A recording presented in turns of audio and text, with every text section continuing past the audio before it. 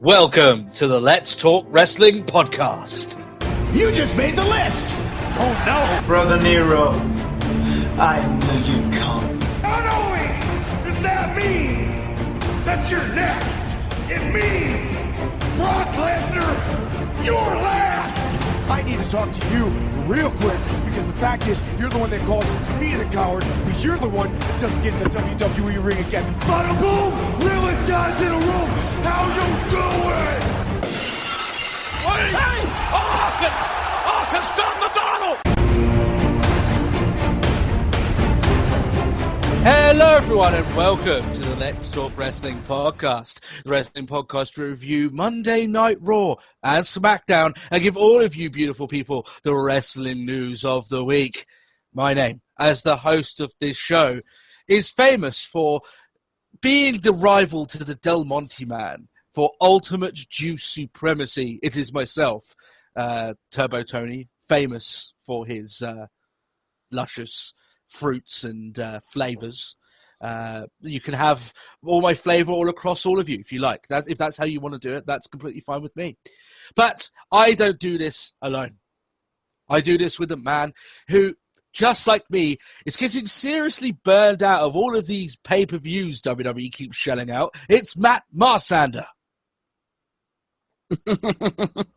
Yep, definitely. How can we not?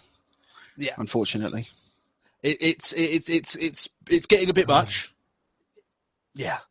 But how have you been anyway this week? Yeah, I've been all right. It's just been, like I said, a bit of a burden. Like I've watched Smackdown. I've watched half of recording a bit earlier than normal. So yeah, but yeah. Yeah. Because obviously with TLC being the curse of last week, I haven't caught any of TLC. So, which is just the nature of, I guess, how the week progressed for me. I had a really busy week, and I'll go into that a little bit more in the procrastination. But yeah, it's one of those weeks, Matt. It's been a hard one for doing the show, shall we say? But we do have a show planned for you there this week, and it should be a humdinger, some would say. You know, calling our shot. A little bit like Babe Ruth and the, with all the baseball going on. If you'd like to interact with us, the main way of doing so is our Facebook page, facebook.com/letstalkwrestlingpodcast. You can also send a tweet to our Twitter handle. Now, this particular Twitter handle, see, what happened with this Twitter handle is that it wasn't so much that it was created. It was more like it was born as a new life form, the new kind of life form, the evolution, if you will, from mankind. And that Twitter handle is @TalkWrestlePod. It is, yes. I like to think Forged. Forged yes. is much better. Yeah, yeah. I like that. That way, it's more like set in stone. It's a big deal. That's it. And of course, if you'd like to interact with us privately, then you can send any of your private messages or audio questions to letstalkwrestlingpodcast@gmail.com. Plenty of ways to get in contact with us each and every single week. What we got for you on the show this week? Well, like we said a little bit earlier on, we haven't exactly covered TLC, top to bottom, but we will have a little chat about that. We've got some news, including some changes to the pre-show, some Hall of Famers getting pushed out. Bit interesting there, talking about some of the guys and gals that will be leaving. And, of course, we've got our fan feedback. We've got our Raw review, Smackdown review, and our Douche Nozzle Award of the week, which is fastly becoming a nice little signature at the end of the show, Matt, just to prove who has been the biggest douche nozzle this week. Yeah. Nice simple way to just, wind it down. Yeah, that's it. Now, we've got a bit of procrastination here. Talking about Matt, it's been one of those weeks, and I said that a little bit, just at the beginning of the show. It's just been, I don't know about you, Matt, but for one of those weeks, it's just been a hard week getting through just anything. With my wife, she's doing new things with employment, stuff like that. So things have changed, schedules, routines. So it's kind of thrown everything out of whack. So, like I said, Matt, I know you're a lot more busier than me, but this week I might be able just to rival you a little bit because I've just been non-stop to the point where I've even had I've only had an hour before recording is only when I've just finished Raw. Maybe that's more because I didn't really want to watch it this week. You know, it's just been one of those weeks, but it compounds it a little bit more with, when you've got a busy week, trying to add on 3 hours of Raw and then 3 hours of TLC, that shit just ain't going to fly. But it's just I don't know how you did it. You caught some of TLC, didn't you? Did you catch all of it or some of it? I haven't watched all of it, no. I've watched up to ladder match. Yeah. I think that's maybe... So I've watched the IC title match, and that was damn good. Yeah, which, they've wrestled each other enough now that you would expect it to be at very least. But we'll chat through what we've seen. And I know what happened at the event, but I just haven't seen it. That's just the way it is. Matt, what about your Christmas shopping? Have you been able to get some of your Christmas shopping done? The time is ticking down. That sounds like a big no. Carry on ticking. I still probably won't be ready. I actually... It's kind of a no.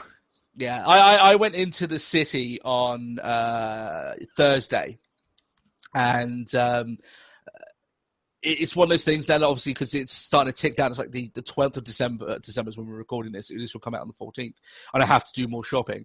Even then, it's today's starting... the 9th. Oh, sorry, I'm getting this wrong. Sorry, the 9th. So it'll be... Fuck it, it'll be the 11th. I'm getting my days wrong. You know what it is, Matt? On this laptop, it has the American way of doing the date on the bottom right, whereas on my computer it's got the way that I do it, where it's got the day first and the month, and so I just got confused there. That's all. You mean the proper way? The proper way. That's it, Matt. The correct way to do dates. Yeah, exactly. But it's one of those things that's just getting increasingly... but it's one of those things it's getting increasingly crazy, and I've almost got it all done. I need to get 2 more, but I don't need to go into the city for that, so I don't have to brave the storm of humanity, everyone desperately trying to get their shit done.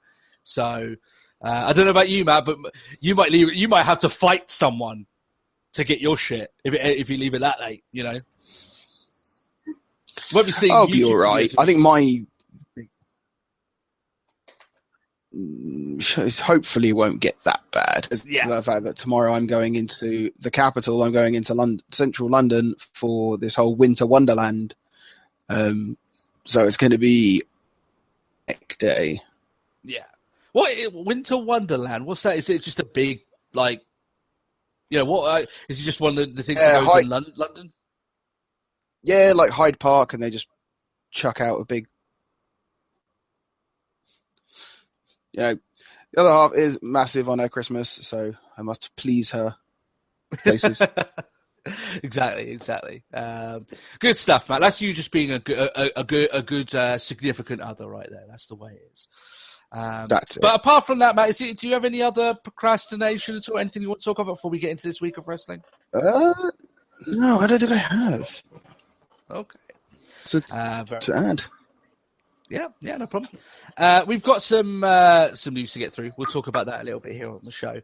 I will warn you guys, we are recording this a little bit later on in the night than we usually do. So myself and Matt are a bit tired. We're gonna do this a little bit laid back, I think, over the course of the show. Not so much rambunctious going through it, but we're still gonna have a lot of fun. It reminds me of actually is when we used to do the Let's Talk More Wrestling podcasts, and we used to do it really laid back and just taking our time and just enjoying ourselves. I think that's probably how we're going to do this one this week. So, Matt, the pre-show. I did an article about the pre-show on our Facebook page talking about how I think it should be changed, what I think they should do to try and amend what's currently going on. Have you seen the changes with the pre-show, what's currently going on? Have you seen what they've done to it? What with the loss of Lawler and Lita?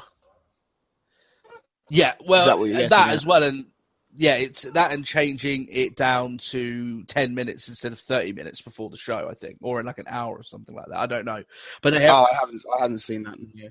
Yeah, they reduced the amount of time going in, which I think is a good thing. I don't think people particularly care or really, they don't exactly have a lot of love towards the pre-show. I don't think it's something that we don't.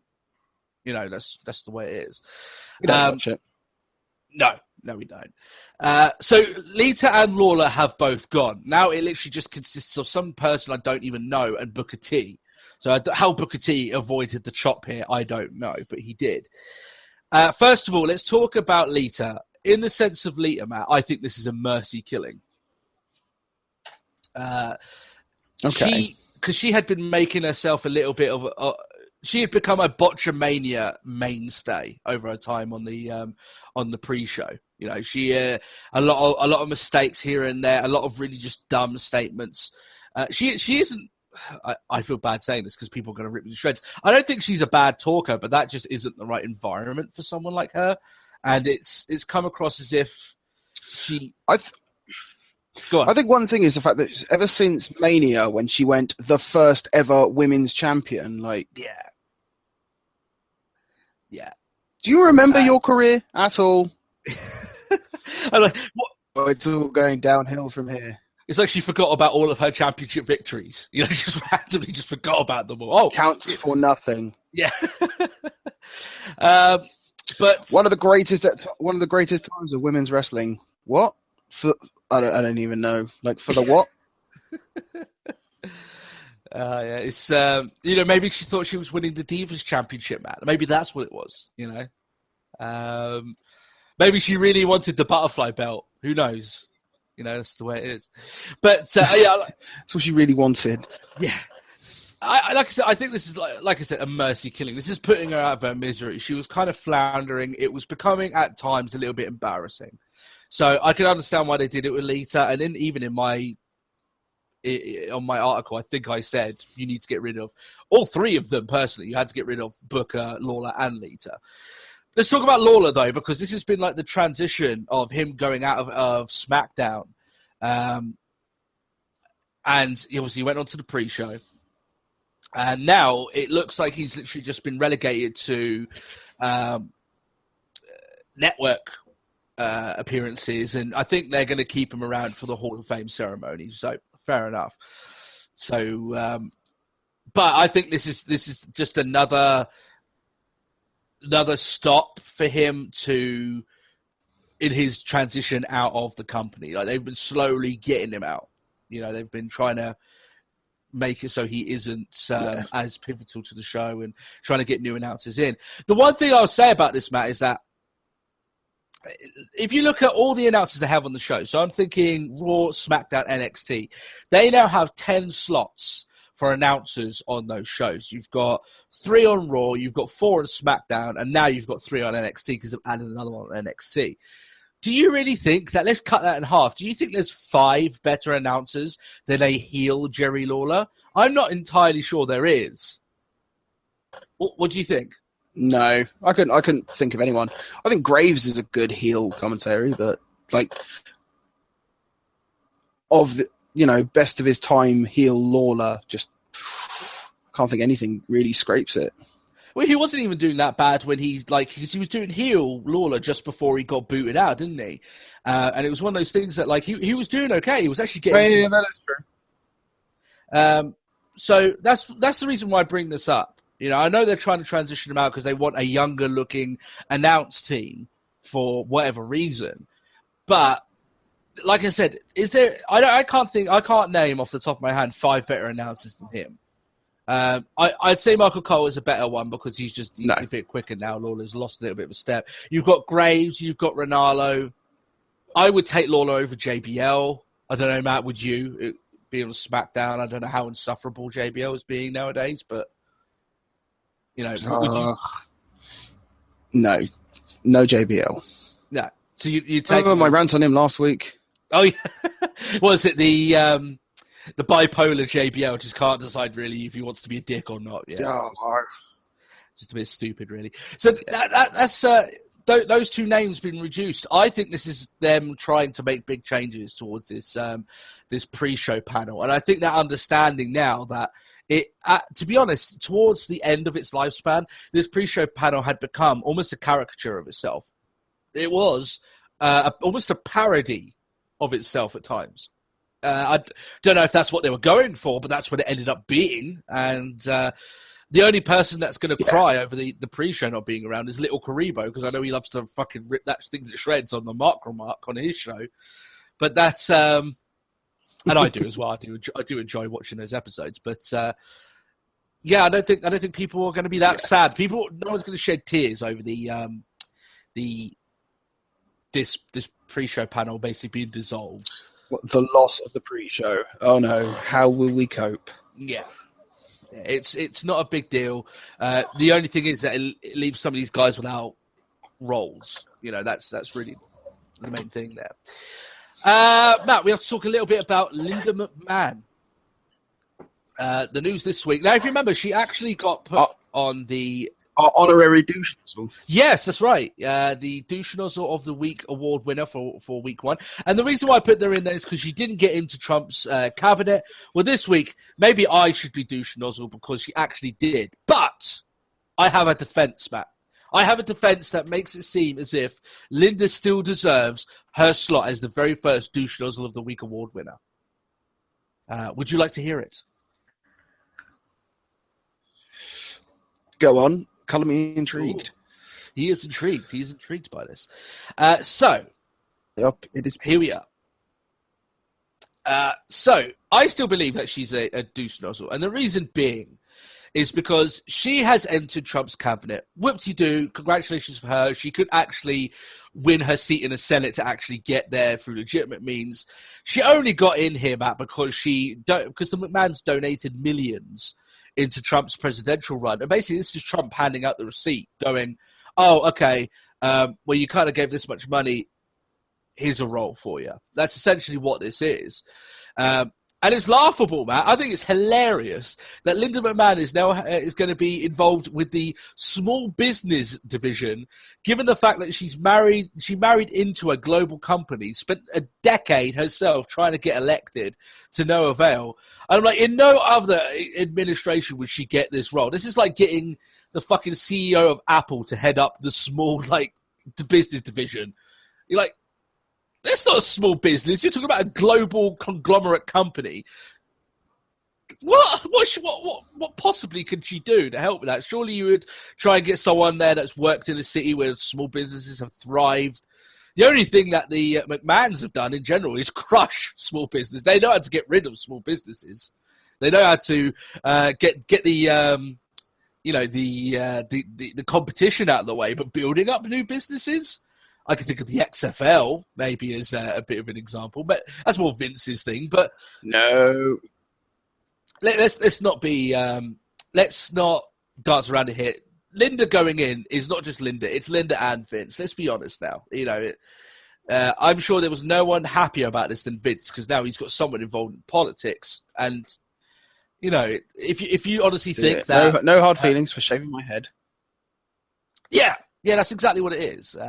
Maybe Vince is getting his rewards for that WrestleMania moment where he got his dome done. But yeah, I still say that she's a douche nozzle because she only got in there because she donated money. Like, if you got enough money, you can do anything. Doesn't mean you're good at it. It doesn't mean you deserve to be there. So maybe I'm being harsh on Linda, but I'm just like, you never won an election yourself.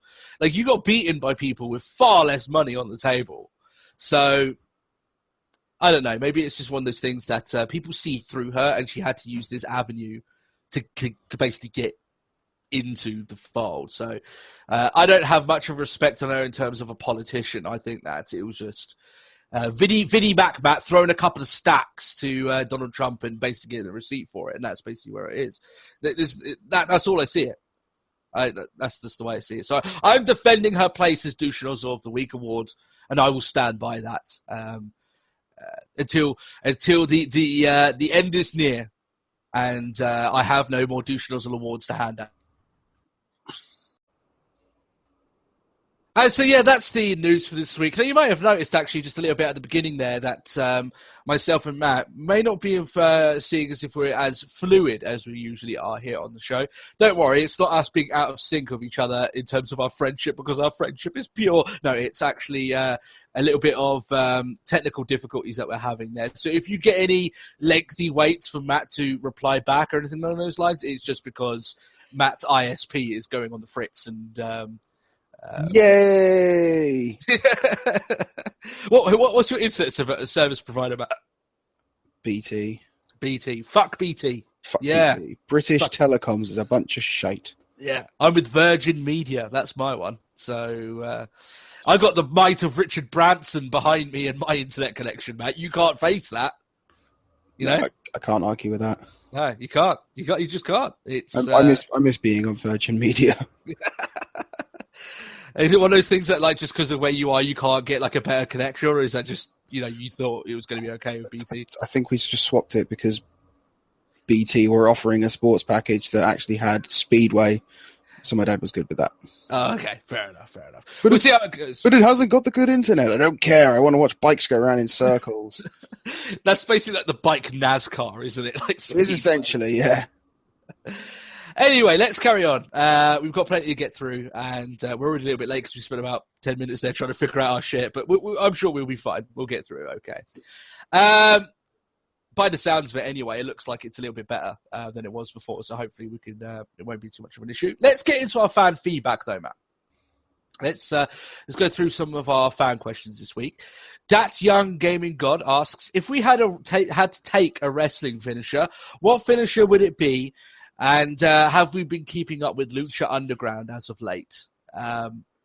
I haven't been keeping up with Lucha Underground. I know you watched a couple of episodes, Matt, recently, but I've tried finish watching Ultima Lucha Dos, and I can't actually remember how far I got in that. Yeah, I know, but like I think I got up to 12 I think I got up to like Taya versus Evilise. What on DOS? Yeah, DOS, on DOS. Yeah, I haven't even started Ultimate Lucha DOS after all that time. I haven't, but so in terms of what finisher I would take, I knew this straight away, Matt, and I'm pretty sure you'd have the same one. It would be the big ending from Big E, because I've heard tons of people on podcasts say it's like falling on a pillow. Just cozy, yeah. Yeah, I imagine it's just like jumping into bed, just bouncing, off of Big E's bountiful bosoms, shall we say? And without question, I think honestly, to be honest, I think it would be more comfortable than even just laying down. I think it would be wonderful to take. So there we are. Broken Matt. Actually, to be fair, do you know one thing I would actually? It's not really a finish, but just because I know how much they hurt, and like I've known people who have a mean chop on them, a Big Show chop. You'd want to take a Big Show. You're braver man than me. I'd take a Big Show chop. Do you not remember? Do you not remember Big Tim from training? He had a pretty mean chop. That was bad enough, but I think it'd be quite interesting. You're a glutton for punishment, Matt. Just to say I did. Just to say I survived. Honestly, I imagine a full-on chop from him would literally escape all the air out of my lungs. I would just be... you're a braver man than I. You've got more cojones, Matt. I've got no part of that. So, but yeah, big ending for me anyway. Broken Matt asks us the question I thought we would have been asked already going in, just because of the style of podcast that we do and the references we make. He asks us, if we had to direct a wrestling porno, which superstars would we use, and what would the plot be, and what would we call it? I have a fantastic answer to this, Matt. Okay. I thought long and hard. Hey! Oh, brilliant. So I'd make it Braun Strowman's Fantastic Food and How to Fuck Them. Basically, you get a bunch of the top-rated porn stars, and you make them all cosplay as various food items, and you get Braun Strowman to fuck them hard. That's how I'd do it. That would be my wrestling porno. So he just basically gets a nice girl with a nice pair of jugs, but she's in like a burger suit, and he's just doing her from behind. That's how I would do it. Would you not be interested? That it'd be quite funny, you know. It would. And whenever Braun finishes with any of the women, he does that that roar that he does at the start of his entrance music. That's exactly what he would do. So, what about a porno for you, Matt? What porno would you make? If I was to make a wrestling porno, I love how you just I like how you must literally just sat back and thought, Matt doesn't read the fan feedback. He just waits for a genuine answer.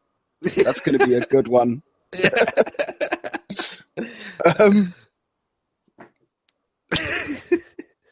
I don't know. You can't do the Royal Rumble one because China already did that. No, I know. Part of the reason, part of me just really wants to laugh at the concept of a Zach Gowen.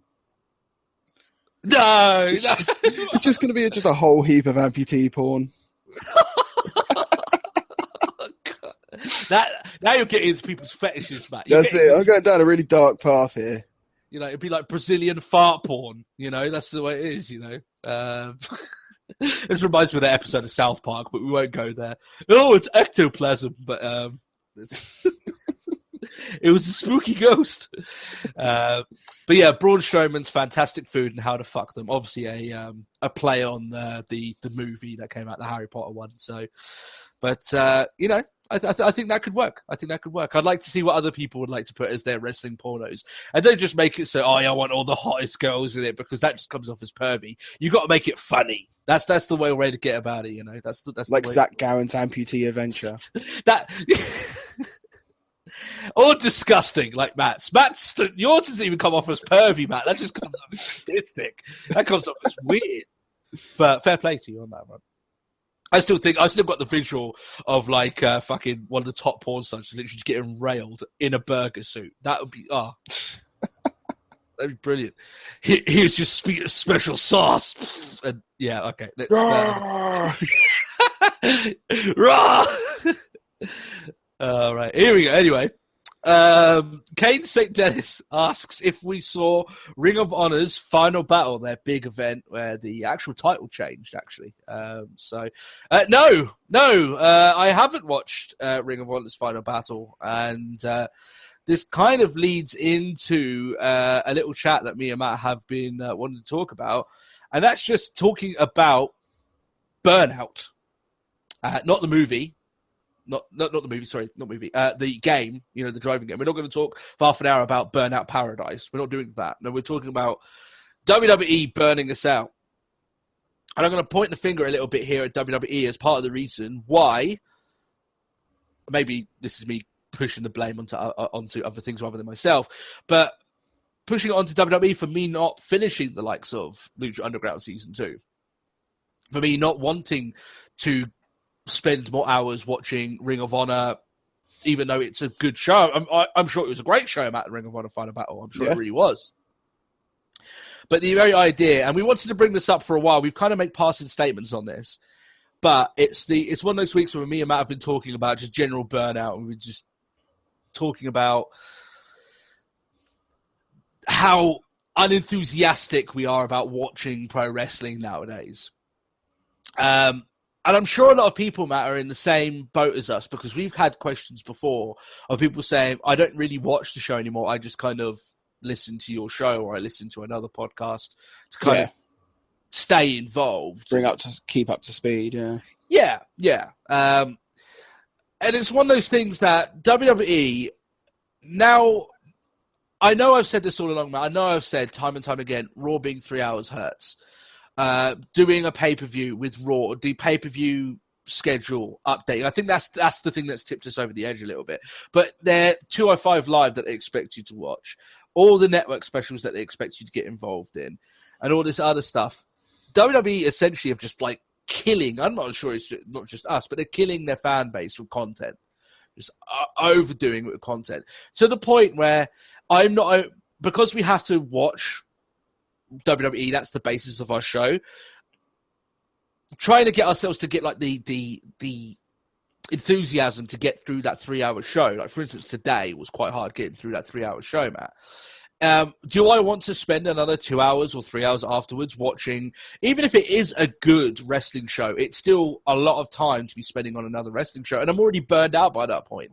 So it's a little bit like watching WWE is literally killing my enthusiasm for the other shows as well. So that's part of the reason why we don't catch shows like that. I think it's because in terms of the podcast, in terms of WWE, I don't know whether or not maybe, Matt, I think it is the pay-per-views that have really damaged, because it's a pay-per-view every 2 weeks, Matt.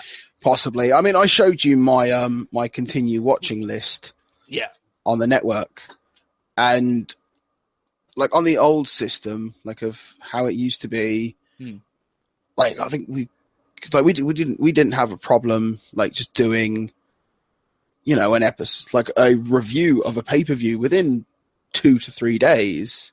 We normally get them out by Tuesday or Wednesday. Yeah. Now, God, like you saw it for yourself. I shared it to you, and it's like now my continue to watch is just excessive. Yeah. And it's not on a hard week. What WWE expects you to watch is 3 hours of Raw, 2 hours of SmackDown, an hour's NXT. An hour's NXT. That's 6. That's just 6 base every week without anything extra. That is 6 done there for you. They've also asked you now to watch 205 Live, and they're making that part. I mean, they had a title change on 205 Live, which that's I still haven't hour. watched. Yeah, that's another hour. So on a weekly basis, they are kind of expecting you to watch on their weekly shows 7 hours. 7 hours. Yeah. Right? I've always equated it, Matt, and I'll say this time and time again. I think the very height of what 3-hour content could be is the Lord of the Rings series. I love the Lord of the Rings, Matt. Even after then. And the Hobbit movies. I quite like the Hobbit movies. It's not as good, of course. But... No. But then to be fair, you say like over 3 hours, but that's one of the films. Yeah. And it's one of those things, Matt, where even at the end of that, I'm starting to get tired. I'm starting to get a little bit uncomfortable. And I think that's the height of 3 hours. Arse is going a bit numb. Yeah. Yeah. So WWE expecting you to do 7 hours base. That's not feasible. It's just you can't keep up with it. And then this is when it gets to a bad week. I remember, or was it Survivor Series week? You had NXT Takeover. Yeah, that's another 2 hours. Well, that's another 2 hours. But then also Survivor Series was a 4-hour pay-per-view. Yeah, because apparently they've completely given away with the, remember old most pay-per-views were 3 hours. Now everything has to be a 4-hour show. Yeah. Because with the brand split and all that, it's. I have to say that we've kind of dealt with it over the course of this time, but they are killing their fans with content, and I know I've alluded to it a couple of times beforehand, where it's been like, they seem to believe that putting out more hours of television will solve the general apathy. I think that there is a serious problem at WWE here, where I think they're actually waning away some of their fan base because they're just throwing so much stuff out there, and it's one of those things about because they do it, and I know that the storylines don't exactly go at a frantic pace because it's all drawn out, but when you miss one episode, I guarantee you it's a lot harder to get back into the swing of things when it's like, oh, this happened on 205, blah blah blah, this happened, and it's like, well, if this much is happening, this is hard to keep up with, and it's taking time, and it's like I was saying to you earlier today. It's like, I like other shows. I don't watch just wrestling. I like television. Yeah, but you don't have time for it, do you? It's like WWE are expecting you. Basically, they're trying to kill your television habit. You won't watch anything else because we're going to give you so much. And if you want to stay on us, then you've got to watch it. Yeah. And I could watch 3 top job shows, and that would be 3 hours in a week. And that would replace Raw. And it would be 3 different stories in 3 different locations with a little bit more thought. And this isn't just us. You go and look at Solomonster, who I listen to, and he's been on the podcast. We're big advocates of him. Very thankful for what he's done for our show as well. He's even said that Raw doesn't even make his top 5 shows. And he's been reviewing that shit for, was it 8-9 years? Yeah. You know what I mean? And I think it's time that we shed a little bit more light on it, because it's one of those things well, we talk about it a lot, Matt, but I don't think we talk about it in depth a lot and the actual impact that it has. And I've always said this before, and I mean this now more than ever. If I weren't doing the podcast, I would not be watching Raw. I would not be watching wrestling, period. Yeah. I'd probably have switched into my hiatus period for the moment. Yeah. Because as we've said before, I haven't watched wrestling non-stop over all the years I've enjoyed wrestling, because sometimes you need a break. Now more than ever, I think, because of the amount of content there is. And I think just in general, in terms of the product, it is in a bit of a lull. It is a bit stuck. And the fact that they do require the likes of a Goldberg and a Brock Lesnar to come in and save the show, I think that's it speaks to volumes of the sort of issues that they've got at the moment. It's one of those things that, like, we've been keeping up with the show now for like 3 years. Yeah.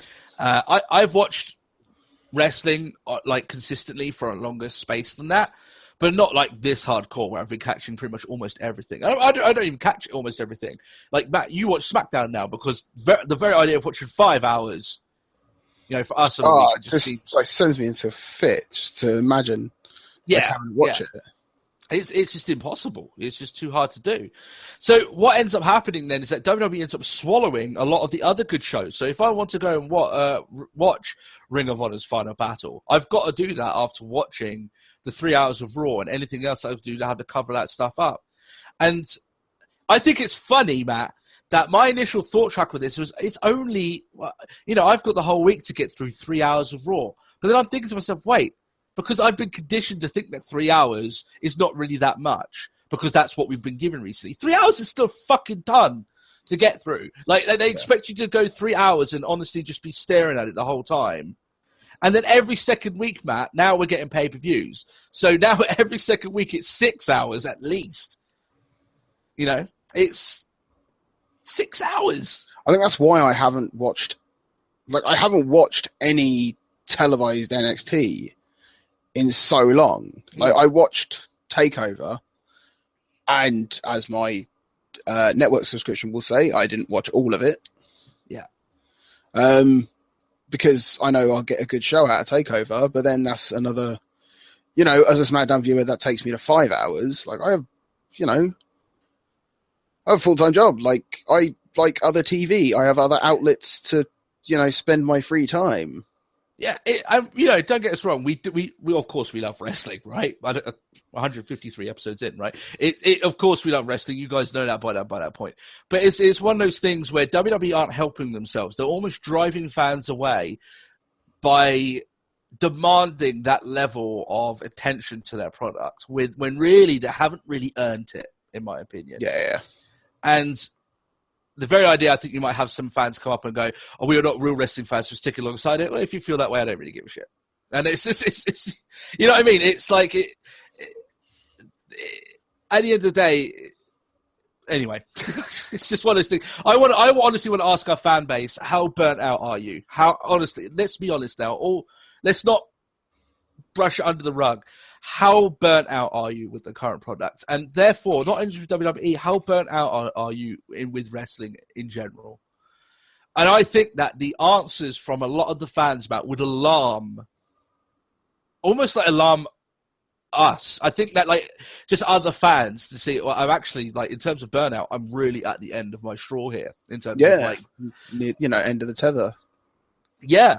I think it would shock a lot of people that people are like, yeah, I think WWE needs to make some real big changes. I think they need to make some big choices here. Yes, the company's in a fantastic state, but they are the leading pro wrestling company in the world. And yes, we could do a thing where we stop watching WWE and watch other things, but because we've been watching WWE for so long and this level of wrestling for such an enormous amount of time, the burnout just isn't with WWE, it's with wrestling in general. That's what I'm saying. You know, it's almost to the point of killing my love for the industry. Yeah. Any other times where like I've gone on a hiatus from watching it, it's been because, okay, the product's just a little bit dull right now. I'm not really enjoying things, but I'll come back in a couple of months. It's different this time because it's not so much, oh, the product's a little bit low, I'll come back. This is literally like, I don't want to see a wrestling ring again. That's how close it's getting at times. With watching it. So I wanted to bring this up just a little bit more because it's one of those things where I think almost as wrestling fans we downplay just how much that schedule that WWE demands you to take. And I just want to elaborate this. Yes, they don't demand that you take it, but to keep on track of all their storylines, you've got to watch Raw, you've got to watch SmackDown, you've got to watch the pay-per-views, you've got to watch 205 Live because they do titles. They're trying to make that a big deal, even though that won't last very long, and I know that won't be. But they do ask a lot of you as fans, and they basically want you to watch nothing but wrestling. And I think they've lost the credence where it's less is more at times. Make it special. Make it more of an event. They want to almost monopolize it by just putting more and more stuff out there. And long-term fans will eventually look at it and go, for the sake of my fucking mental health, I need to take a little bit of a step away. I'm sure that makes a lot of people worry about us here, Matt, but what can I say? We're only telling the truth here. So that's the way it is. As you guys, we never downplay or try and, tell you otherwise what we're thinking, but the burnout is real. It is. And certain weeks as well, like I said, with TLC over the course of this week, it's one of those things, Matt, where I'm just like, the very idea of watching TLC, and I heard it was a good show with some good matches, but the very idea of adding 3 hours just on a week like I had this week, fuck that. Is there anything else that you want to say on that front anyway? We went on a bit of a tangent there talking about that. No, not particularly. I think we've voiced everything. Yeah. I think it's just like I have other interests. Wrestling doesn't have to be it, but I'm stuck. I'm now almost like indoctrinated into believing that is it. Yeah. And also one of those things as well that it's, as you say there, Matt, WWE almost like trying to oversaturate not just their show, but everything. They're trying to oversaturate you so you watch nothing but that. And that's how I feel they're going around with it. And the problem is that's fine for a short amount of time. And you'll get eyes on your products and you'll get eyes on different shows that you want to try. But eventually fans will just go, you know what? I'm out. For now, I've got to go. I'm a fan that's gone. And the WWE are like, but we have, and then by then it's too late. Yeah. You could try and sell whatever you want to that person. That person. I like how they're still. I don't know if they did. I don't know if they did it on Raw. Go on. But I like how on SmackDown they're still pushing Total Divas. Okay, yeah. They didn't have much of it this week. They won an award, and they felt the need to mention it on SmackDown.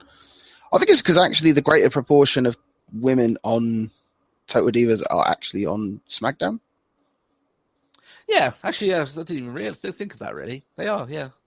Naomi, Bella. Maurice. Lana's on there now, though. She's Raw. So, true. But that's because it came on E the other day, and I ended up watching half of an episode, and she was in most of it. So there's actually a lot of stuff about Lana this week on Raw. Is there much that you want to talk about TLC? Because as we said here, guys, we haven't caught much of it, if I'm honest. I've watched up to. I've seen the match of Miz and Ziggler. That was very good. As far as ladder matches go, it was a very good ladder match. Yeah. You know the results of the show, though, don't you? I do. I knew the results of the show before I watched it. Yeah. As is the case with European watchers and wrestling, we just accept it now. I actually wonder whether or not that does impact some of our more negative reviews of some shows if we didn't have it spoiled for us in the way we do. But I don't moan about it because it's just the way it is. But I wonder if that is the case. Don't know. But for those that haven't seen it, James Ellsworth did indeed screw Dean Ambrose out. I thought that would happen. There was a good likeness that would happen. His thinking for it, Matt, is that because obviously he defeated Styles. He knows how to defeat Styles. That's it. So he's this guy. He's just completely.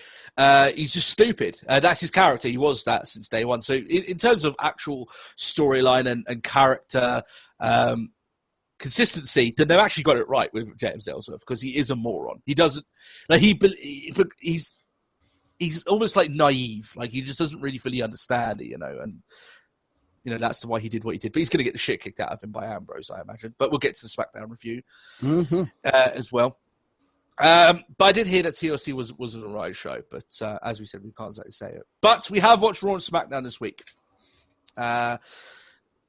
And I tell you what, Matt, I don't know. Did you want to do SmackDown first, as we're going straight from TLC, and I'll do Raw afterwards? How do you want to do this? I don't know. Yeah, we could do that. Yeah, go on. You can go with SmackDown. So SmackDown came from Houston. There's a load of still photos. In fact, they do a little flashback of talking smack after TLC of what the hell just happened, and it shows the little bits of Ellsworth getting involved. Yep. Styles opens up. He's wearing a boot because he's injured his ankle. Mm-hmm. And he makes his way out and saying how he, addressed the elephant in the room. Like, some call it a travesty, some call it a blessing. It doesn't matter who it is. Styles is still, still the champion. But he said how he went out to do everything he set out to do. He bent the chairs, he put him through tables and all things like that. He said, so if all I'm done is stuck in this boot, then, that's not the worst that could happen, sort of thing.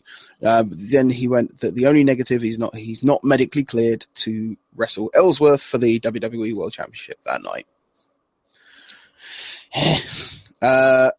He is legit injured, though, isn't he? He actually took a... He has legit... Yeah, he has legit hurt his foot.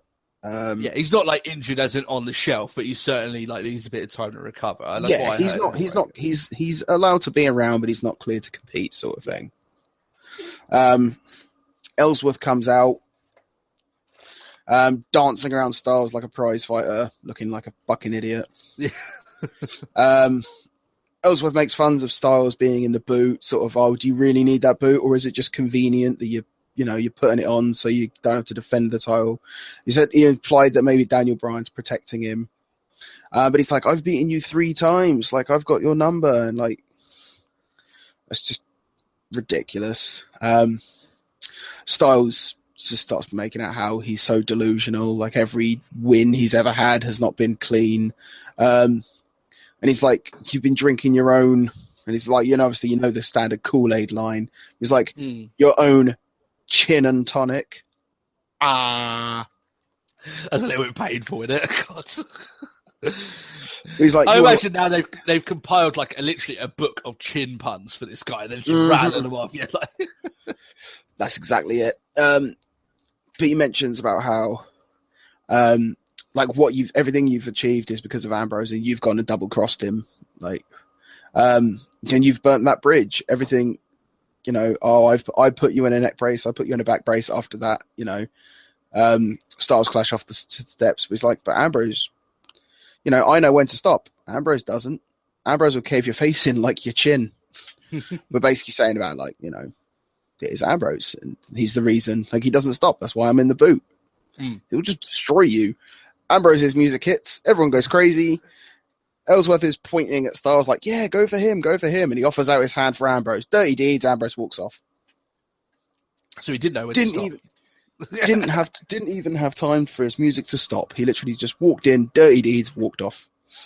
Would you not think, though, and I want to put this out there, would you not think, though, that Ambrose as the character, would he not have just beaten the utter... I mean, dirty deeds, I know it's devastating, but, thrown that son of a bitch around, really have, I don't know, maybe this is just my search for ass kickers, but I would think that would warrant a bit more of a beating. Yeah. I would imagine so, but he literally just walks in, sort of denies the handshake, and just dirty him and just walks out, doesn't even break a stride, just carries on going. Then Ambrose is loving it. Well, not Ambrose, Styles is loving it, of course. Mm-hmm. And then they go on about talking about how Alexa Bliss is having a championship celebration after winning at TLC. Mm-hmm. Slater and Rhino are invoking their rematch clause, and that they'll face Orton and Wyatt next. Slater starts. unlike at TLC where Rhino starts. Rhino started the match at TLC because they were like, oh, they know how much of a challenge it's going to be, to put the strong one forward. It's quite a solid little tag team match. They managed to take Rhino out of the picture, and Wyatt's holding Slater in for Sister Abigail. Looks like Orton tags him in, and Wyatt sort of, instead of going for the full Abigail, he sort of releases, throws Slater at him. Quite a nice looking RKO. And yeah, they retain, so they're still, obviously, they're champions. Yeah. Just a small question. From some of the pictures I've seen, are they doing the Freebirds rule where Harper's also the champion? They as well? didn't on this one, but yes, they are implementing Freebird rule. Oh, okay. Because I saw the picture like after they won the championship, and Harper had both the belts, so I thought that would be a bit odd if they weren't. Yeah, I thought at one point they're using Harper as just sort of like belt bitch. Yeah. But no, apparently they're doing the Freebird rule. Fair enough. Which is fine. Yeah, they can still do that storyline of Orton kind of getting in between the family and sowing the seeds and that sort of thing. That's it. Backstage interview with Kalisto, who's asked for a rematch against Baron Corbin. Did he actually stay there and not run away this time? He stayed there and ran away. Okay. Ran away afterwards. Oh, okay. He was like, he feels like he's been in a car wreck after TLC, but his, speed's his advantage. If that was the case, he would have won. I'm here to show the world. Am I Lucha?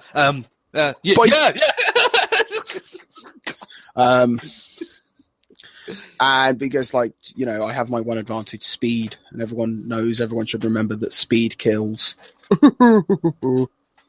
Sure. He should ever be had that mic again. Oh, no. Up next is Natalya versus Carmella, after Carmella accused Natalya for being the one to attack Nikki Bella at Survivor Series. Carmella makes her way to the ring, makes jokes at Natalya, saying how she's going to waddle down to the ring. She's saying how she did lose to Nikki on Sunday, but it wasn't her that took Nikki out of Survivor Series, blah, blah, blah. Yeah. Which is what she came out with at the pay-per-view. Yeah. She's going on about how Natalya's jealous that Nikki's stealing the spotlight with Total Bellas and all things like that. How she's not as beautiful, as glamorous or curvaceous as Nikki Bella and all things like that. And just, that's it, really. She's runner-up to the Homecoming Queen. That's usual spiel. And Natalya comes out. Really quick match. And Natalya wins. No. Okay. Well, no, Natalya doesn't win. There was no finish. I just actually lost my track. Carmella basically just runs. Oh. Natalya comes out, takes her down, punches into her, and Carmella just slaps her and runs away, runs out the back. Natalya gives chase. And Natalya's then seen backstage, proper out of breath and sucking air, even though she hasn't really run that far. And then she sort of turns cardio in, mate. Yeah. And then she turns a corner and it's like, oh, and there's Nikki just stood there. She's like, no, it's not what it's like. I can't believe Carmella would say that. And just walks off. And then Nikki just walks off. Okay. Yeah. It seemed like this had the bones of being a good story, but to me it sounds like the whole idea of putting Natalya in a speaking role, it never ends up working that well, does it? She's... Maybe she'll fart. Yeah, I thought... I was going to say that she was tired out because she just needed to... Just a big let rip. Yeah, exactly. Yeah. And then the cameras are there. That's the only reason she walked away from Nikki, Corbin gets stopped by one of the interviewers. Kalisto is fast, but it's no different from everyone else I've gotten in the ring with. I'm the big man. They're all the little guys. He's like a little mosquito. He'll buzz around. When he lands on him, splat. All right, Del Rio. His whole thing was Chihuahua, wasn't it? You dirty Chihuahua. yeah. Your little chihuahua. We have a tag team match. Ascension versus Hype Bros. The Ascension didn't even get their entrance. Not really. Okay. They got a little pre-taped promo going on about how, the Wyatt families are now around. Darkness has rolled in on the tag team division. They're the things that go bump in the night. They are the comments. And out of the darkness, they will rise. Meh. The Hype Bros come out. They get a little pre-tape promo, and Mojo's referring to them as let's waste these wasteland weirdos. But, usual shit. These are two tag teams that, they need to go back down to NXT because they're not doing it. It happened. Hype Bros won. I'm not really going to get into it. Miz TV with Dean Ambrose as the special guest. Mm-hmm. I quite like it because Miz comes down and he's just sort of stands in the ring and he's just like, what? No chant of you deserve it? It's I liked that. Yeah. We're now day 21 of the Miz's Intercontinental Championship Reunion Tour. But, TLC was full of highs and lows, and if we're talking about lows, look no further than the guest. Ambrose comes out, takes his seat, and Miz starts going on about how angry Ambrose must be that Ellsworth, the little protege stabbed him in the back. He must want to tear people up. He must be angry, the most angry person on the planet. But apparently Ambrose isn't angry. Miz has never seen him angry. But he was going on about how, this guy was working a minimum wage job until I came along and all things like that. Then Miz cuts him off you used him. He was your own agenda. Can't really be surprised that your little puppet cut the strings and fought back. It's just gets into a sort of, they almost set up. Apparently, because Styles was injured, there was going to be Ellsworth versus Dean Ambrose, but now that he's Dirty D's Ellsworth, it's not going to happen. Okay. But then it all just breaks out into it that he's now introducing the Miz Participation Award. Okay. Just so Ambrose doesn't leave empty-handed, and he gives him this really crappy frame, which just says, participant. And there's a picture of the Miz and a little blue bow. It's you might not have won, but you tried. Good idea. Yeah. Ambrose takes it and is this is quite good. Maybe I can see if I can fit this thing down your throat. Then cue the huge pop as Daniel Bryan enters it all. And he says, that's what the real rivalry is with this, isn't it? It's Bryan and Miz. That's what, yeah. Right. Bryan goes on about how Ambrose has that look in his eye and he can't have him attack the Miz right now. And the crowd starts cheering. The main event will be Ambrose and the Miz. Mm-hmm. Everyone's loving it. Everyone's cheering yes. And Bryan's like, oh, why are you saying yes for?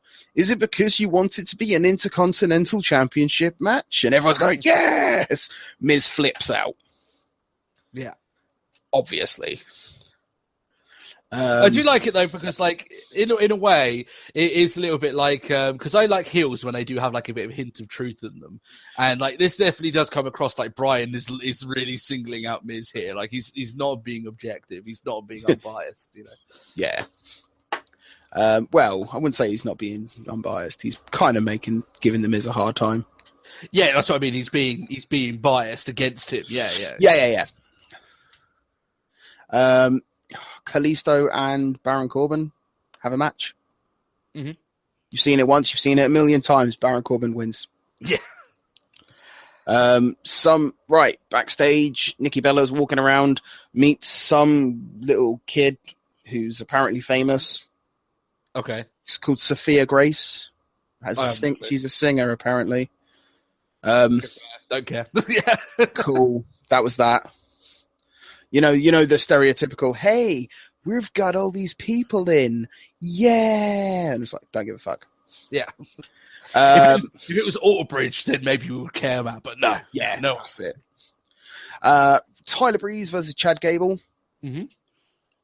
It shows a section earlier on tonight where, Breezango come along and do the whole fashion police thing and starts giving out tickets. Chad Gable rips one of them up and starts picking on Tyler Breeze for having a shitty hair job. And then obviously that's how you set up a feud with Breezango. Just tell them they look silly. Yeah. It's all right. It's all right, I suppose. Do you know what I want with Breezango? Because they look like a YMCA rejects. Yeah. I want them to have a Blue Oyster Bar match where they have a fight in the Blue Oyster Bar. Of course. With other people around that all dress. I think that might be a little bit too campy, though. I don't know if you should have Goldust there as the bizarre one doing all of the the pelvic thrusting, or just literally only the Intercontinental title just covering his junk, the way that you used to. That's what they should have. It's pretty good. It's a good match. It's just Chad Gable being Chad Gable. Mm-hmm. That's a good match. He hits the German suplex with the bridge for the win. Jason Jordan and Fandango are out there. Jordan hits Fandango with that beautiful sort of like belly to belly alphaplex, or like his like release cat, like his release throw one. It's like oh, it looks so good. But yeah, Chad Gable wins. I don't know why this happened. I think it's just to fill time. Yeah, they don't seem to have much else going for the American Alpha at the moment, do they? Yeah. So. You know what I would like for them to do? American Alpha, because they're not going for that? a tag team title shot at the moment, are they? No. So what I would like for them to do is that you can have two guys in a tag team face each other and not be a breakup. You just be like, you know what, nothing else is going on at the moment, and I want us to keep it. I want to know you better than I do currently, and I think the best way to do it is for us to wrestle each other, and then that way you can have it like a best of three. Yeah, just the team going against each other for a bit, but it doesn't mean they break up. It's not a blood feud. It's just them. I think people would be behind that, and giving them a little bit more to get interested in. Yeah, that's it. Then we have Alexa Bliss's championship celebration. Mm-hmm. Posing on the turnbuckle with the championship above her head, and all the pyrotechnics go off behind her. She takes to the mic, opening up with "Ding Dong, the Witch's Champ." At TLC, she proved that happy endings don't exist. And then she goes on about how, Becky called me last week a word that rhymes with witch. Well, this little bitch now runs the whole women's division. And then Becky comes out because, kind of has to. Yeah. Bliss goes on about how this is her party. The invitation says that no losers are allowed. Lynch goes on in her usual, I didn't get the job done on Sunday, but I can't stand that some selfish, petulant, whiny little girl could be the leader of SmackDown Live's women division. But after all, it's one thing to get to the top. It's another thing to stay there. Bliss goes on about that she doesn't care about the WWE universe. This isn't the new era anymore. It's her era. And Lynch can call her whatever name she wants. As long as she calls her champion. Was this a good promo from her? Because it could, it could go either way, sort of thing. Yeah, no, it was pretty good. But Lynch is like, I prefer what I called you last week. Then Lynch is like, I want my rematch, and I want it now. And they look like they're about to set up for the rematch. Like, Bliss takes off her jacket, but then she just rolls out of the rings, grabs at the belt. It's like, no, we'll do it on my time. And then we have the main event, which is a solid match. The Miz and Ambrose are capable of putting on a good match. The two of SmackDown's premier guys, really, aren't they? Yeah. The Miz has a couple of moments where he's mocking Daniel Bryan with like the running drop kicks to the corner, one of which you could park a bus in. Oh, really? Yeah. Doesn't get it as snug as D-Bry did back in his day. Not quite. But Ambrose comes out swinging, goes for the Dirty D's, which the Miz fights out of. It's like Miz gets him in the figure 4, and like Ambrose does all of his stuff. Everyone does their stuff. Maurice gets involved. So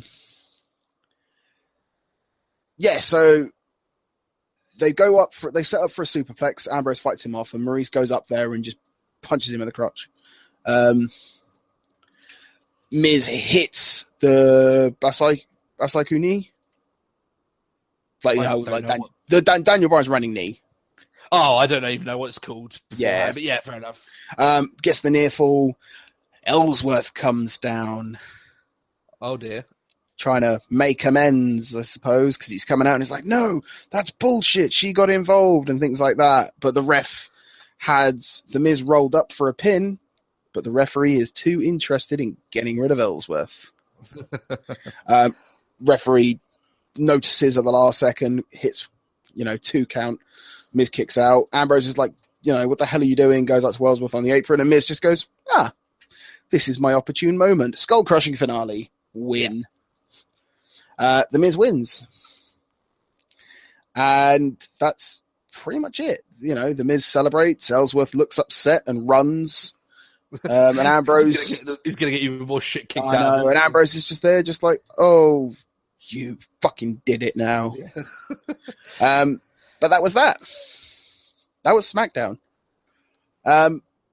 Which, even though it was only 5 matches, one that didn't really happen, so maybe 6. I don't know. It felt rushed. Yeah, I have to say, in terms of sometimes when you've been reviewing SmackDown, I've reviewed SmackDown, and there's been like 4 matches, and it's all but more big stuff happened. There was more. Yeah. I don't think there was a lot of talking points here. Yeah. There was a lot of there was 2 rematches from TLC.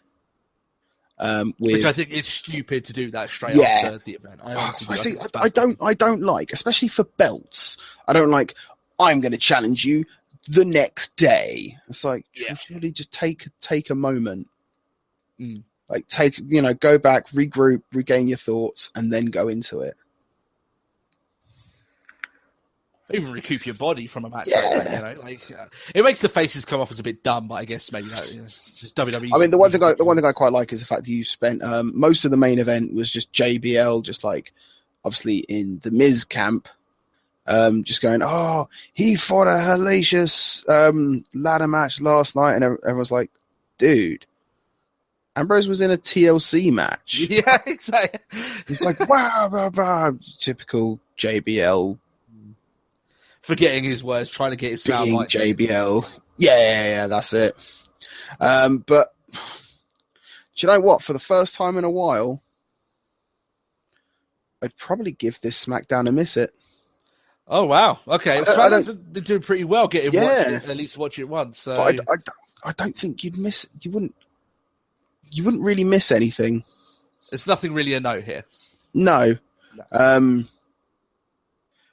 I quite like the fact that this could, apparently this is where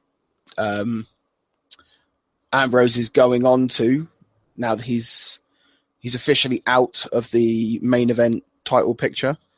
Mm-hmm. He's going for the IC belt. Apparently that's the thing. I wonder who AJ's going to be going against there. Maybe they're saving him for Cena when he eventually comes back. I'm not sure, but yeah. They don't have many guys now, do they? Really? They were happy to boast the fact that Cena's going to be hosting Saturday Night Live. Yeah, which, I mean, if you're American, that might be a big thing, but World Wrestling Entertainment doesn't care about the world. Yeah, I think it's one of those things, though, that the reason why they were spamming it hard is because Cena wasn't doing it as John Cena, the guy outside WWE. He was going in with all the gear, the WWE gear. Yeah, they even made him a Saturday Night Live belt.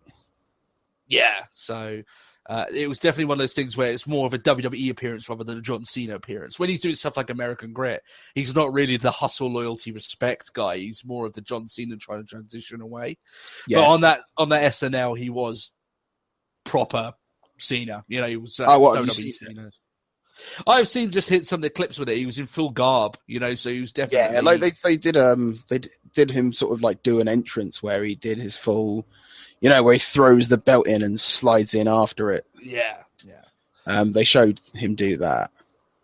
I also saw that McDonald's gave Big E a championship belt this week. Really? McDonald's. I don't know why. Even look by the tweet, he didn't even realize what the fuck it was going on. But yeah, all the members of the New Day got like a fanny pack with like a fucking a makeshift belt in it for them to have. It was weird. I don't know. But, right. You can check his Twitter if you're so inclined to do that. I might well do, but I'll probably end up just giggling because Big E's Twitter is brilliant. He's got one of the best Twitter accounts ever in WWE history. It's fantastic. Him and Rusev. Rusev's got a great one. Rusev's pretty fucking savage Really? at the best of time. Yeah. Rusev's got some savage returns. Like he is quick off the mark. So that was a skip it from you. Raw then. I wonder if Raw did any better. So this one's on the road to Roadblock, which is funny. They call it Roadblock for the second Roadblock this year. Roadblock end of the line, but not really because that would be stupid. I think end of the line. I think it's like NXT Takeover the end. I know why they did it because it's the end of a rivalry, but it's a little bit like, but it's not the end of NXT. I don't know. I find it a bit stupid. We're in Austin, Texas this week. Now, as per the way I've been doing it before, I'm cutting out a lot of stuff that happened on the show that isn't really worth talking about. Big Show made his return this week after not being around for a while. He wrestled Seth Rollins. Big Show, Matt, has lost a shit ton of weight. He looks very, very, very, very slim. I know he does this. Beard I've seen. Yeah. He looks good because I know Show when he's doing the rounds in WWE, I think it's harder to regulate his weight. So whenever he takes a time out, he really does slim down and get it into a much more manageable weight for him. So I'm glad here, but this is almost like the most lean you've ever seen him. It's actually quite shocking when you see it first off. Let's see if we'll find a picture. Yeah. But, you know, as you get older, Matt, how many of the older guys have we seen getting a little bit leaner, trying to elongate their career a little bit further on? And this is exactly what Show's doing. He knows that the more meat you pack on in the later years, the more problems you end up getting. So he knows what he's doing at the moment, so that's good. This match doesn't last very long. Owens is out there. He's mouthing off because the start of the show was Owens and Rollins talking smack to each other. He gets... so Owens is mouthing off. Obviously, Big Show's like, well, you don't seem very nice. So he decides just to choke slam Owens and go, fuck it, I'm just going to give you a freebie here, Rollins, and just get himself counted out. And he walks off. Oh, my God, he does. He does, doesn't he? Yeah, he does look very slim. Yeah. The only thing I disliked about this, because obviously Rollins pedigrees Owens after this, is that a bit weird here. Like, I don't know what character Show's really going with now, but like, would you not think that getting a victory over Rollins would put you in a title picture? And he didn't seem to be doing too bad. It looks like I've just seen a little bit where it looks like he was offering Owens over to him. Yeah, he did. He basically said, there you go, have that, mate, that's for you. And he walked off. He got himself counted out. So it was a little bit like, I don't understand why he couldn't do both, why he couldn't beat Rollins and then attack Owens. You know what I mean? It just came off like Big Show just doesn't care about winning. He was just there to have a little bit of a fight. And the trouble is, it goes a little bit, it stinks of Big Show the bitch. It does. I tell you what it stinks of. Big Show, I want to put smiles on people's faces, Big Show. That's the worst kind of Big Show, but we'll soon see what we get here. I'm not entirely sure where it's going. I don't expect big things for Big Show. He's just there. You know, he even said it himself on the Austin podcast. He is whatever WWE needs him to be.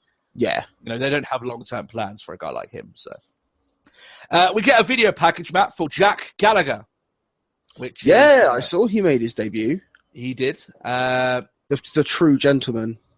The true gentleman. This worried me a bit. Because on the video package, do you remember when they introduced him at the CWC? It was like, this guy is a technical supremacist. And he's just, you know, he can do stuff in the ring that would bamboozle people and, you know, almost put them in awe. Here, I don't know whether or not I'm looking into this a little bit too much. It seemed to me that they're trying to make him come off more like he's a bit wacky, a little bit goofy, rather than him. Yeah, I didn't like it. They even had like a really weird, like goofy backtrack audio on the back of it. Almost like he's a circus show. That's not why. Yeah, I don't like that at all. That's not how I see Jack Gallagher. Jack Gallagher is one of the guys that he should be booked as a supreme technician who is so confident of his ability that he does get a little bit arrogant at times. You know, he does show off. They probably did it because, he wears rainbow trunks. Oh, he's got a tweaked up mustache. Yeah, I don't think they get why Jack Gallagher got over in that CWC. It's not because he was this goofy character. It's because he was like the uber gentleman, but he was a badass in the ring, right? Yeah, I think it also boiled down to the fact with Jack Gallagher as well. It's like he was a badass, like in the sense, but then he, like, you take one look at him and go, he's quite a weedy looking Englishman sort of thing. And then, hang on a second, why am I a pretzel all of a sudden? Yeah. And it's one of those things that I think, unfortunately, on the main roster, they could just make a very bad miscalculation with this guy and end up booking him in a way that doesn't appeal to how good of a wrestler he is. I don't want them to. I am afraid that WWE will look at him and go, I know what we can do with you. You're a cheeky chappy, aren't you, Jack Gallagher? That's not what he is. And there's a very thin line here that I think they're going to stamp all over. And they might get this guy wrong, but luckily, at least in the match here, they didn't really focus too much on that side of it. I just didn't like the video package, personally. So it's Jack Gallagher versus Ariya Daivari. A rematch from 205 Live, which is a bit worrying because they have to be careful that they don't do that too often because they'll just teach people that 205 Live is missable because you just watch the matches on Raw anyway. So I don't like them doing straight rematches. If they really want to differentiate the shows, then you've got to at least shake it up a bit. Gallagher, as you know, Matt, as we said there, he's awesome. He's brilliant. His style of wrestling will take a little bit of time to stick with that mainstream crowd because it is very unique. I think it's because we currently don't have. I can't think of anyone who's a proper technician. A grappler. Anymore. Yeah.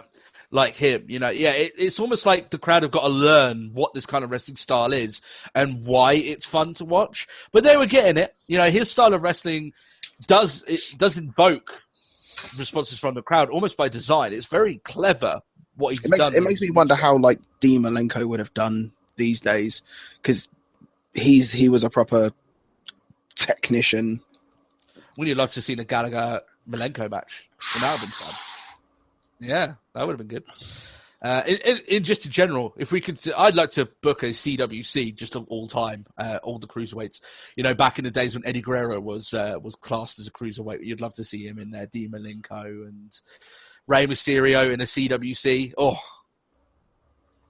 We could book a dream CWC and it would look pretty damn tasty, I have to say. I will say, however, now that you said that, next week book a dream CWC. Yeah. Here's my issue. He gets a win here, but the match didn't last that long. So he barely even got over the chance to really get over some more of his moves and his unique style. And these quick blowout matches are so far removed from the CWC, it's ridiculous. I mean, I think the very quickest matches on the CWC, at very least for 8 minutes or something, they got a decent amount of time.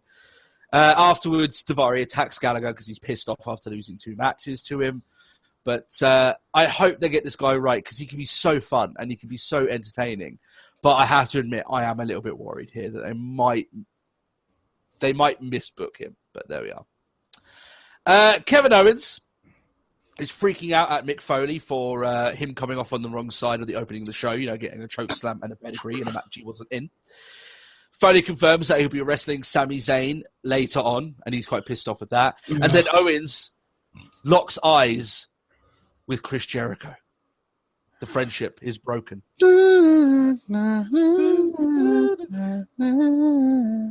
I have to say, Owens kind of acts here like a guy who cheated on his girlfriend, but the pussy wasn't nearly as good, and now he's regretting what he's done. He's desperate to get that old stuff back.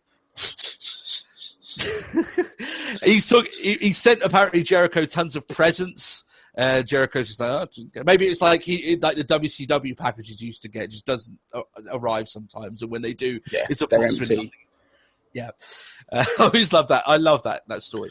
But he did get him something a little bit more substantial. He got him a United States title match, and he got him a match against Rollins at Roadblocks. But Jericho isn't very happy. He's just like, well, no, you kind of shot at me last week, so fuck you.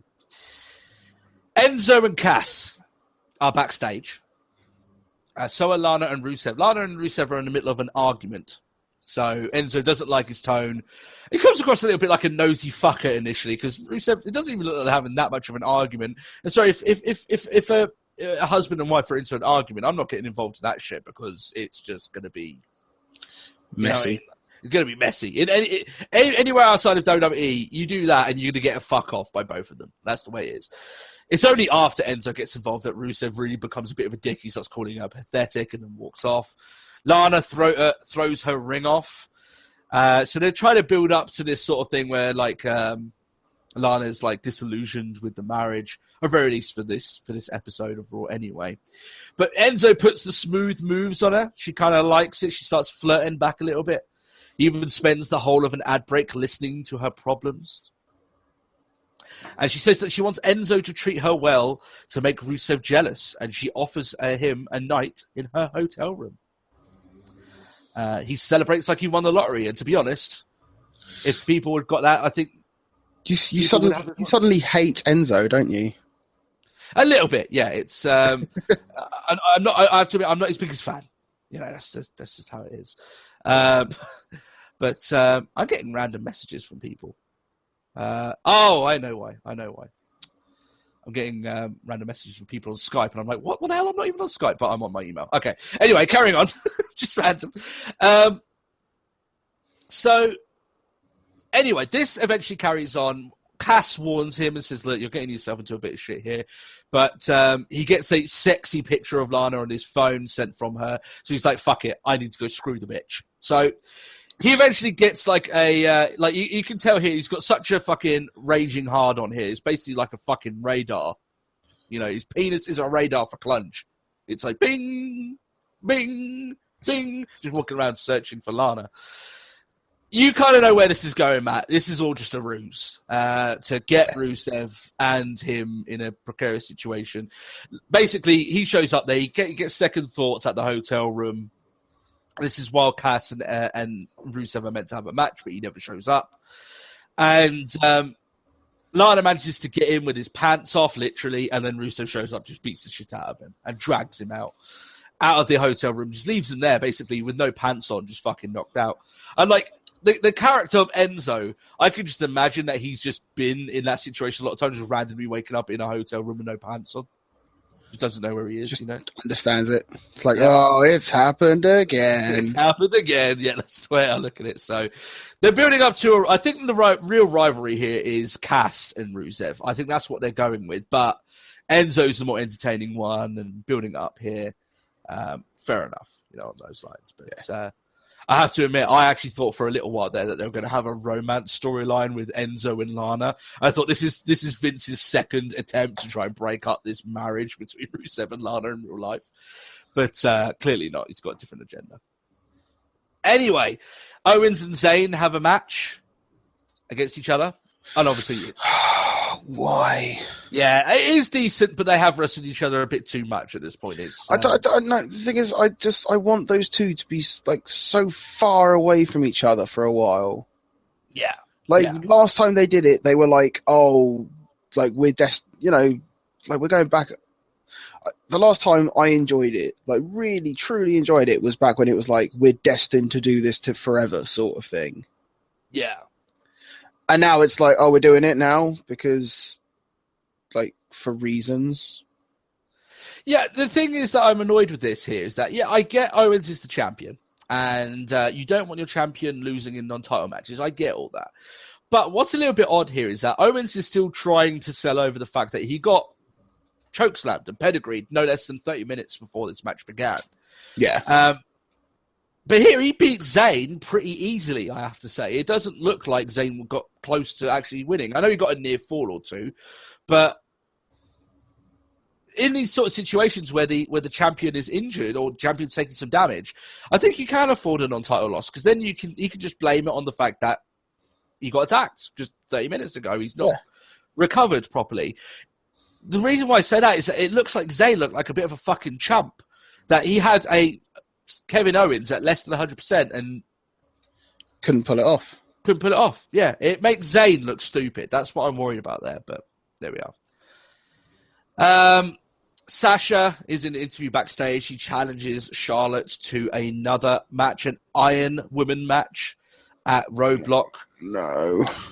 Proving that WWE's whole deal of remember last week, the final chapter with Sasha and Charlotte, it was. It's not even like that, but I don't want another Iron Woman match. Nah. I just don't want to match the one... No, there is that. But like the one that she had with Bayley was special. And now they're just throwing the stipulation out there for no reason. Yeah, it's got no reason for it to be an Iron Woman match. The whole thing with Sasha, remember, that the reason why she had the Iron Woman match with Bayley is because she said she didn't want to beat Bayley once. She wanted to beat her multiple times in the same match, and the only match she could do that in was the Iron Woman match. Here it just seems like it just popped up in her head. Okay, I want to do an Iron Woman match. So it seems a bit random.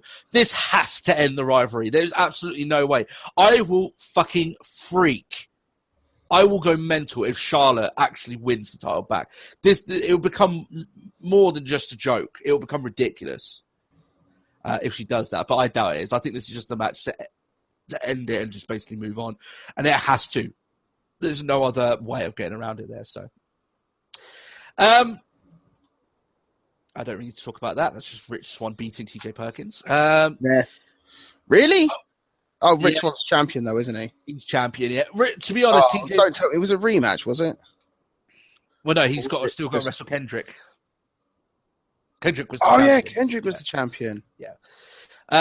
What's funny, though, is that, talking of champions, actually, TJ Perkins on his graphics, he's always got the video game graphics. He still has it up there with him with the Cruiserweight belt. So a bit of an oversight, yeah. His stock, actually, just to talk a little bit about that, Perkins' stock has fucking nosedived. Like, remember I was talking to you and saying he's become an overnight sensation since winning the CWC. It's almost like WWE turned him into a literal light version of himself, and that cheesy gaming dialogue just killed him outright. Now he's getting nothing from the crowd. They don't really give a shit about him, to be honest. Since he lost that belt, he's done nothing since then. He's just lost tons of matches. So I don't like how they did that with him. They could have catapulted this guy to something of a higher standard, and instead they basically, the Cruiserweight division and the championship belt feels like flavor of the month recently. Yeah. Where it's like, I don't think that Rich Swann should have got that belt. I don't think maybe I'm the minority in thinking this way. I don't think that he's the right guy to spearhead the division at the moment. I would have put it on a Cedric Alexander. I prefer him. But it's one of those things where it seems like, okay, once you lose the title, then suddenly you become a scrub. And you just start losing every single match. So it becomes like you're just flavor of the month for a little while. And when you're champion, you'll win a couple of matches, and then you'll lose the belt, and then it'll go around and round and round. I don't like how they're doing it, but there we are. I want to talk a little bit here about Bayley. So it's Alicia Fox versus Bayley this week. I have to admit, Matt, that Bayley, I know that she's more likely will be having a WrestleMania match. I expected her and Sasha to be that match, the way it's going. But I will say that she hasn't made as much of a splash on the main roster as I expected that she would. And it's not her fault, because she's been forced to sit on the sidelines during the Charlotte and Sasha Banks feud that pretty much took over the entire division. But it's unfortunate here that I have to give her similarities with Sami Zayn. She's the Sami Zayn of the women's division. That she's so talented, she's so good, she's so deserving, but she's left behind because management have other plans, you know? So Bayley has done basically nothing since coming on to the main roster. It's a little bit like, that's why I bring the comparison up with Sami Zayn. That she's so good, it's almost criminal that she hasn't been given anything to do, you know? I mean, it's the one thing I was saying, we were talking about this a while back. I don't know if we mentioned it on the podcast or not, but I was just saying about how, like, she got attacked. She got blindsided at Survivor Series by Charlotte for getting the win. Did anything come of that? No, all she did was talk to Sasha a little bit about it, and that's it. Like, she hasn't brought that up to Charlotte. She hasn't tried to get a match with Charlotte. I know she's not an aggressive character. Like, Bayley, just by general, she's not the sort of character where it would be like, I'm going to kill you sort of thing. That's just not her. But you would expect her to, at very least, try and get a match with Charlotte or something Yeah. along those lines. You know, it seemed a bit odd. So, Alicia, by the way, I have to point this out. I do like Alicia Fox. She is a good pro wrestler, but she overacts in the ring. I wanted to put that in here, but she comes off sometimes like someone acting rather than someone coming off legit. Like she kind of overacts a little bit. She kind of almost a little bit like community theatre. That's the way I can kind of explain it. But I guess the difference with her and maybe some other girls doing that. She does your most favourite Northern Light suplex. Oh, that Northern Lights. Oh, that's a sexy Northern Light suplex. But it's one of those things that she, like, as you said, Matt, she's got some of the moves to at very least back up some of this overacting. When you've got the likes of Dana Brooke doing it, she can't really, you know, she doesn't have the skills to pay the bills, unfortunately. But at least Fox does. Bayley wins here. This is a very quick match. We had tons of very, very quick matches over the course of this show. A lot of mundane, not really special matches, nothing really of note. And that's when people start to tune out of the show, when they've basically, there's nothing really to get your teeth stuck into. Reigns versus Jericho for the US title. Matt, here I actually would have had Chris Jericho win the United States Championship. Because it's not exactly as if Roman's been doing much with it anyway, and at least Jericho could do something with it. And he's hot right now, so... Owens wants to be in Jericho's corner, but Jericho tells him to fuck off. Commentary are trying to get over that Jericho's missing the one title that's eluded him his entire career is the US Championship, and that he's never been able to hold it. And I'm like, yeah, because he was challenging for the World Championship at that point. The US title was a little bit below him. So the very idea that this is, for some reason this title has eluded him, he's never been able to get, he's been trying all this time. No, he hasn't. It's like the one thing they did. They did it on SmackDown actually with Ambrose and against The Miz. Where it's like, yeah, okay, The Miz was a world champion, and yeah, he went into WrestleMania and all that lot. But Ambrose has been main event in the main event picture for so long that it doesn't matter. Yeah. All of a sudden, like, oh, Miz is holding on. He's a 6-time champion, and Ambrose wants to be a 2-time. It's like, I'm pretty sure he doesn't want to be a 2-time. Yeah. It's just, this is how it's become. Yeah. Just all of a sudden, it's like, yeah, do you know what? I will be a champion like this again. I'm used to the bigger belt, but, you know. Yeah, it to me, I just think it makes them come off a little bit. Like, I didn't believe it. Now, another gaffe that the commentary had. This was a good match. You got to give props here to Reigns and Jericho. They pulled off this was match of the night easily on Raw. There was a point here where I think that it was a perfect example of the 3-man booth not doing its job. And what I mean in terms of not doing its job, the purpose of a commentary booth, Matt, is to enhance the experience, right? It's to add to the experience. Yeah. I think JR says it very well. It's to add narrative to the art going on in the ring. It's to tell the story that they're playing out, or make it so it's easier to understand. Whatever. It's to enhance. There's a really cool point in this match. Jericho's got the walls of Jericho locked in the middle of the ring. Reigns looks like he's going to tap. You know, they do the whole teasing of the tap sort of thing here, where Jericho might win the title. And this is a big moment. The crowd are all up. You know, they're thinking this could be the end. This could be Jericho winning it. And then, as you know, you can see it probably just visually, Matt, Reigns powers to the ropes, grabs hold of it. All 3 of the guys, Cole, Graves, Saxton, they're all trying at the same time to get their soundbite out. So they're tripping over themselves. They're kind of stumbling verbally over each other. So it ends up becoming a little bit like, will 2 of you shut up and let just someone on their own talk? And it just reminded me of, like, you should have a JR or a Mauro Ranallo solo calling that point at that point in the match, instead of having these 3 guys kind of tumble over each other trying to get their words out. So I think it's the one thing I really like about Ranallo, where it's just like everyone else, just during the actual match, they just sit there and shut up until Ranallo goes, "What do you think, JBL?" Yeah. That's the way I look at it, because you know, that's where I think that commentary is at its best, when you've got the likes of Lawler and JR back in the heyday of the Attitude Era. You'd have JR call those moments, and the whole point of color commentary is that you add outside those moments in dull moments to try and give some sort of insight or be that heel figure. Yeah. But you've got all these guys at the same time trying to be that person, whereas it was dedicated back then that was JR's role, to call those big moments, you know? Whereas they're all trying to... I just think that's the problem with the three-man booth, that they don't all know their roles correctly, and it ends up being a little bit messy. So, Owens does come out. He hits Reigns with a super kick, and Jericho hits the code breaker, but Reigns kicks out. Jericho's incensed that Owens would come out at all, so he sends him off. But obviously the distraction of sending Owens out leaves him open to a spear. Bish, bash, bosh. Reigns retains his title. So they're still playing up with this. I think they've missed a chance here, because they've done the breakup with Owens and Jericho.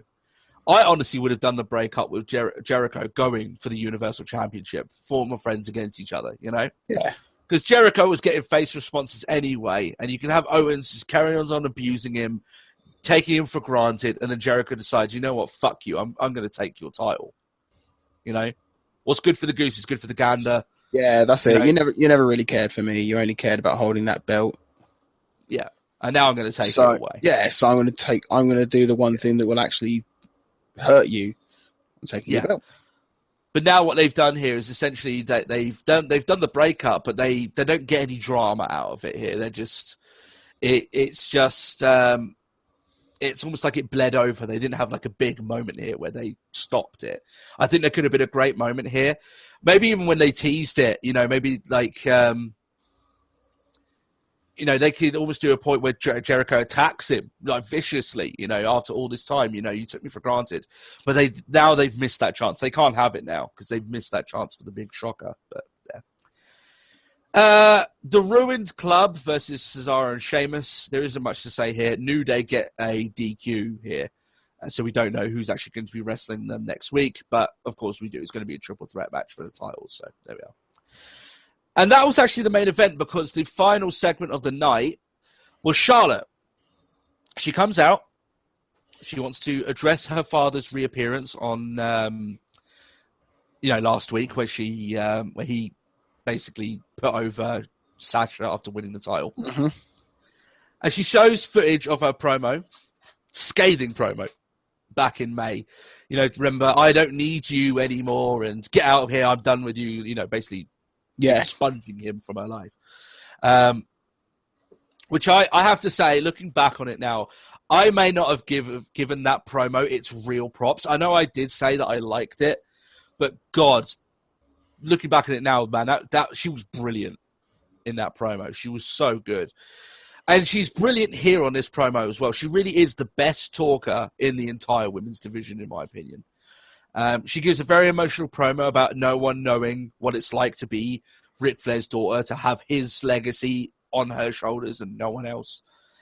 And how it felt to see her father raise Banks' hand in celebration last time. And in her hometown, as well.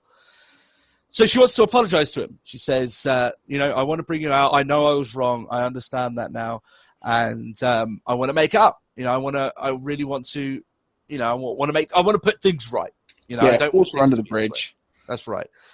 And she's even beaming when she comes down. She's like, loves the entrance music. She's like, it's like she's his biggest fan again, And I know where it's going, because Charlotte is a character, that this is all just a ruse. But she isn't just a great promo, Charlotte. She's a great actress. She was really putting this on, that she was genuinely happy to see her father again. She wanted to, for things to be better. She gives him a hug, then goes, would you like another one? Come on, let's have another hug. And instead of hugging him, just fucking whacks him hard across the face. Big slap. And calls him, literally in no uncertain terms, you're a son of a bitch. And you turned your back on me. How could you turn your back on your daughter? Really, scathing again. Ric Flair at this point, I'm surprised the slap didn't cut him open. He started bleeding out. Or anything like that. But he's in tears. It's not very hard to make him cry. But that's the way it is.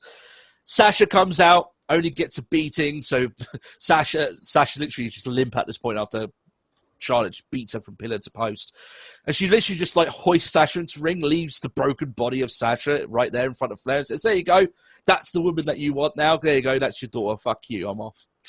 I was like, that was awesome. Just leave it there. There you go. If you really want Sasha, you really want to endorse her, there you go. That's what she's like. That's what she's like for you. So Charlotte's just an awesome heel.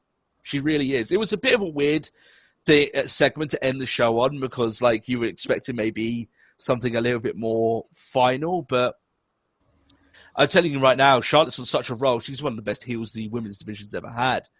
These sort of segments is where she really shines. She's really good, and she should be commended to that. And she did, because she got given Women of the Year by us. So there you go. She was best female wrestler of the year, was Charlotte. And it's these sort of segments, Matt, that just validate that we were completely right to give it to her. Yeah. So that's good. Overall, Matt, I have to say this is a miss it for me as well. I think there were too many matches that were just quickly finished and done. The only real long match here on the show was Jericho and Reigns, and that was good, but I'm talking 3 hours here. You've got to give me a little bit more to sustain me over those 3 hours. The Enzo stuff was a bit entertaining, with him getting beaten up in a hotel room in his boxers by Rusev. So that's a making of wrestling porno in of itself, if you want that there with him. And, maybe they actually were inviting him back for a threesome, and I don't know. Who knows? It's their marriage. But, yeah, I don't think there was enough here, Matt, to constitute you really going through the 3 hours. It's a mid-monther, and I hate saying mid-monther now because really aren't all shows like mid-monthers because you only get one show in between pay-per-views nowadays, so it just seems ridiculous to say that. So just once again, this Sunday. So, that's it. So it is a skip it from me. I don't think this was a good enough show to warrant your time. And that's just the brutal truth of it there. It's not a horrible show. There's still stuff good to see there. It's not an avoid at all costs. But there's also one hit. Basically, the two things you want to see is Charlotte's promo at the end, which is just a bones of 10 minutes, really. You can catch that online pretty easy. And if you really want to see a good match, then you can have Reigns and Jericho. But it's nothing that you'd want to go kill yourself to go and watch. Even then, you could skip that match. It's not. It's inconsequential. It's inconsequential. Yeah, nothing huge really happened from it. So there we are. So apart from that, Matt, is there anything else you want to cover before we wrap the show up and I give the Douche Nozzle Award of the Week? No, I got nothing else. Let's give that award away then. So Douche Nozzle Award of the Week goes to Matt Sydal. You may know him as Evan Bourne. Mm-hmm. And the reason being that he's the Douche Nozzle of the Week is that this guy, Matt, has absolutely fucking tons of talent, does he not? And he is hot damn. He's a good wrestler. I'm just going to say it right now. He's got some skills. That is the sexiest shooting star press I've ever seen that he calls his own. It is something to behold. It really is. But this is a guy that has been constantly plagued by a disease, Matt, a very bad disease. That disease being called stupidity. He's riddled with it, is good old Evan Bourne. Matt, he's now going to be extradited out of Japan and will serve time in jail for smuggling illegal contraband into Japan. Yeah. I've heard that. So this guy is in dire need of getting his head reevaluated, and someone like his stupid little side stuff that he does every now and then has essentially killed his career. His stuff with drugs, this fucking smuggling shit into the country. He could have been a big talent working in WWE. He could be one of the staples of the fucking cruiserweight division at the moment. And he pissed it all away because for some reason he just can't get his act together. So yeah, he's going to be serving time. He's going to get booted out of Japan. He'll probably never be allowed to go back there again. No. Which, for him, Japan was one of the places that he could still go to and do quite well. No, that's shut down to him. When the avenues for you to do your trade are closing, the more the years go on, you better do your best not to fucking close any more of them by doing stupid shit like this. So, yeah, Matt Sydal, Evan Bourne, he gets the Douche Nozzle Award of the Week. Very deserving, I believe, for that award. And I think he's going to serve something like, I think his sentence is like 3 years, but he'll get like a year and a half or something for like, I think that's just the way the sentence went. But 18 months in jail. There you go. The way it is. The way it is. You'd be dumb, you pay the consequences. All right then, guys. Thanks a lot for watching the show. If you'd like to interact with us, the main way of doing so is our Facebook page, facebook.com/letstalkwrestlingpodcast. If you'd like to send us a tweet to our Twitter handle, which is @TalkWrestlePod. I got tongue-tied there, but it is late at the end of the night, so you can forgive me for that. And, of course, you can send us any audio questions or private messages to letstalkwrestlingpodcast@gmail.com. If you are new to the show, then you can hit the subscribe button. That way you won't miss any other ones. Apart from that, we shall catch you next week, guys. And we'll have plenty to talk about there. And, yeah, that's pretty much it. I hope you have a great week. If we don't really chat to you at all before then, Christmas, have a great Christmas, I guess. Don't know why, but I just thought I'd put that out there. Because it is the Christmas spirit, Matt. You know, you've got to get into the holiday spirit and do your shopping, Matt. I hope you don't die doing so. You know? That'll be all right. I don't want to hear wrestling podcast was trampled to death by angry mob, you know. Won't happen. No. All right then, guys, have a great week. We'll catch you next time. Catch you soon. Bye-bye. Hey.